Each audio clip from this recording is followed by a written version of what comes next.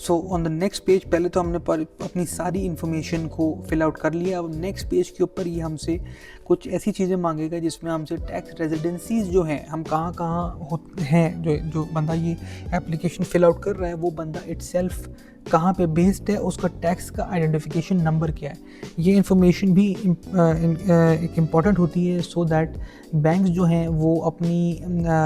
Basically जो banks का जो नेटवर्क है उसके अंदर ये इन्फॉर्मेशन जो है वो सेव हो जाती है। और ये गवर्नमेंट्स के साथ भी शेयर होने वाली इन्फॉर्मेशन है कि ये जो इंडिविजुअल है जो कि ओरिजिन जिसका पाकिस्तानी है या ड्यूल नेशनल है और जो यूके में रिज़ाइड करता है, वो बंदा हमारे यहाँ इन्वेस्ट कर रहा है और वो आपके यहाँ टैक्स का रेजिडेंट है, so that the tax authorities in that country can ask them कि उनके ऊपर अगर कोई टैक्स लागू होता है तो वो देंगे। नेक्स्ट आप उसमें लिख देंगे कि आपके एम्प्लॉयर कौन है, आपको बताना पड़ेगा कि आपके सोर्स ऑफ फंड्स क्या है। सोर्स ऑफ फंड्स बड़ी इंपॉर्टेंट चीज़ है, बिकॉज कहाँ से पैसे आ रहे हैं आपके पास जो आप इन्वेस्ट कर रहे हैं, that is a critical part of any investment और banking for that matter.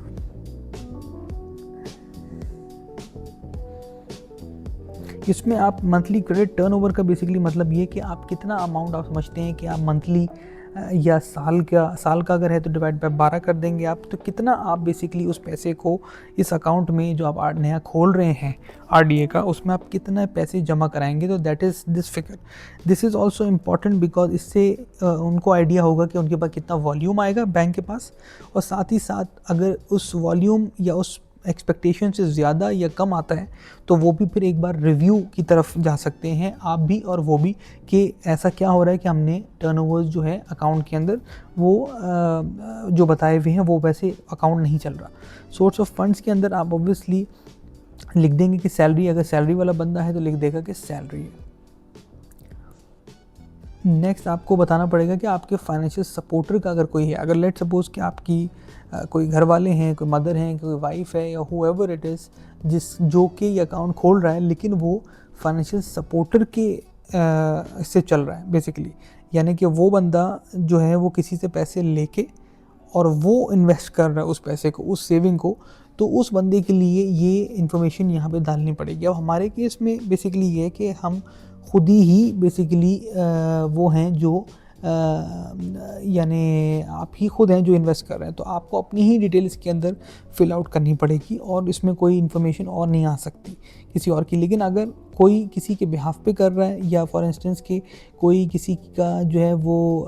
Spouse है और वो अपने पैसे जो उसको मिलते हैं वो जो है वो इन्वेस्ट कर रहा है कहीं पर अपनी सेविंग्स को, या वो अभी जॉब नहीं कर रहा, तो वो अपने फाइनेंशियल सपोर्टर की डिटेल्स यहाँ पे डालेंगे, यानी हस्बैंड है, फादर है, ब्रदर है, वो इन्फॉर्मेशन यहाँ पे आएगी। जैसे फॉर इंस्टेंस अब मैंने आपको एग्जांपल करके दिखा दी कि मैंने उसमें लिख दिया कि रिलेशनशिप क्या है बेसिकली, तो who is Farooqui, Farooqui is basically his father. जो हमने एक एग्जांपल ली है अब्बास फारूकी की, उसमें ये कि फारूकी का हमने यहाँ पे नाम लिख दिया है क्योंकि हम ये अस्यूम कर रहे हैं कि ये फाइनेंशियल सपोर्टर जो है वो उनके फादर हैं, फारूकी जो है, इस वक्त हमने यहाँ पे फादर लिख दिया। फिर आप इसको पूरा फिल आउट कर लेंगे इन सब चीज़ों को पूरा का पूरा। अब ये मैं ऐसे ही नाम यूज़ कर रहा हूँ बिकॉज़ ऑब्वियसली इसके अंदर जो है वो आपके पास सही वो नहीं है, कोई नाम हम यूज़ एग्जैक्ट नहीं कर सकते, ये हमारी एक